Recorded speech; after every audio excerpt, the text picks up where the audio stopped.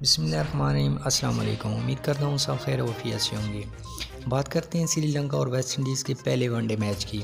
श्रीलंका और West Indies के दरमियान पहले वनडे मैच में एक अनोखा और दिलचस्प रन आउट हुआ जिसने सबको हैरानज़दा कर डाला। तफसील के मुताबिक श्रीलंका और वेस्ट इंडीज़ के दरमियान जारी पहले वनडे मैच में ये अनोखा और दिलचस्प वाक़या उस वक्त पेश आया जब श्रीलंका के ओपनिंग बैट्समैन धनुषका बैटिंग कर रहे थे। जब पोलार्ड ने गेंद कराई और धनुषका रन लेने के लिए भागा, मगर धनुषका के पाँव से गेंद टकरा गई, जिसकी वजह से पोलार्ड गेंद को पकड़ ना पाया और पोलार्ड ने अंपायर से आउट की अपील कर दी कि उसने जानबूझकर फील्डिंग में रुकावट डाली है। तो ग्राउंड अंपायर ने फ़ौरन टीवी अंपायर से मदद मांग ली।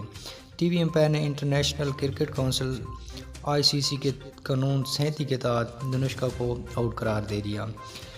इस कानून के तहत बैट्समैन को उस वक्त आउट दिया जाता है जब बैट्समैन जानबूझकर फील्डिंग में रुकावट डाले। लेकिन धनुषका के इस आउट पर दुनिया क्रिकेट में काफ़ी बहस छिड़ गई।